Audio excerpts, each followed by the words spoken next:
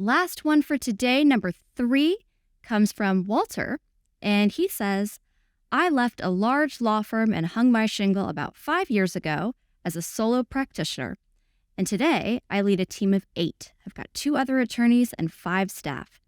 Recently, I caught up with an old friend who's still at the same law firm that I left and learned that his salary as a senior associate is twice as much as my net profit.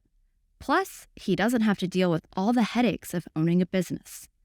Is my jealousy here irrational? Maybe. Maybe not. I don't know. All right. I mean, Walter, here we go. I would ask yourself, why did you go out and start your own firm? If you want to be making more money and have less headaches, go right back to where you came from. I mean, at no point did someone say that when you started your law firm, you were going to be making more money. So in many cases, when I see entrepreneurs leave to start their own, their own business, it's because they're after some sort of freedom and the ability to decide how they're going to spend their time, what they're going to work on, what decisions they're going to make, freedom that perhaps they don't have when they're working for somebody else, right, under another leader. So you have that freedom. Chances are your colleague doesn't. But if you were just after, hey, how do I make more money? Well, maybe you're not there yet, right? That doesn't mean you can't. You can get there, absolutely. But you have to also understand the context of there's certain freedoms that you have that your colleague may not. So as a firm owner, I mean, you get to decide who you hire, who you fire, the cases that you take on, like the campaigns and marketing you're going to do. I mean, every decision really is your decision. You don't have to ask anyone for permission. So that you can decide what time you're going to roll into the office. You can decide what time you wake up in the morning. Now, that doesn't mean that you can not show up at all and then, wake up at, 1 o'clock in the afternoon. I mean, you can decide to do that. You may also go out of business, but you have that freedom to be able to do that because now it's your own shingle, your own firm, and you own it. So you can make all those decisions around that. So can you be jealous that someone, somewhere else doesn't have to have the headaches that you do and the challenge that you do? I mean, I don't know if jealousy is the word. It's just reality, perhaps.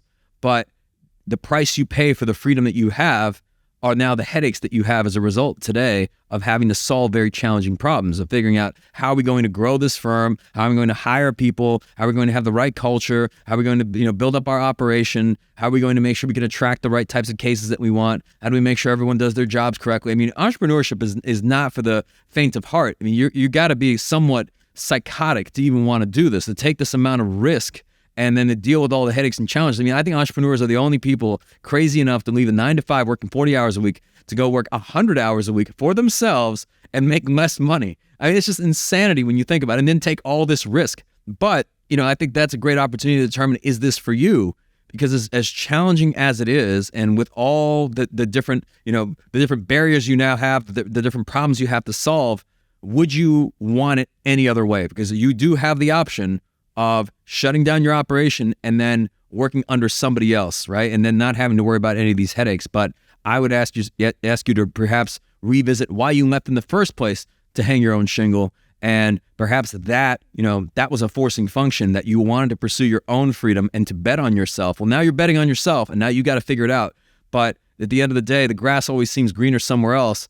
And in truth, the grass is only greener where you water it. So if you are committed to this path of entrepreneurship, well, now you've got a lot of problems to solve, but I promise you, I promise you, it is worth it. When you figure this shit out, it is so, it is amazing. And so you won't even care whether you're jealous of this guy, whether they're jealous of you. Who cares? You'll get beyond all that. You're not even going to care.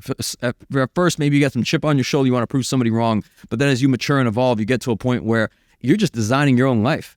And you can design your life in a way of how are you going to spend your time, who are you going to spend your time with, who you're going to hire, who's going to work in your organization, what type of cases will you take on, what type of initiatives will you do. All these different things are now within your control. And especially when you make it work and money is no longer a barrier, so you're no longer worried about where your next case is coming from, and you can get there. Now it's pretty sweet. And it's worth it, but it's not worth it on day one. Maybe it's not worth it on year 1 or year 2 or year 3. But that's also why there's so few entrepreneurs that make it, beyond a year or 2 and be able to build a firm that's a 7-figure firm, an 8-figure firm, or even a 9-figure firm. That's why so few do it, because there's everything that's pulling you back saying, well, it could be easier. Yes, there is the easier path of not having to deal with any of these headaches and just work for somebody who does have to deal with those headaches. But you chose this path, so who said anything about it having to be easy?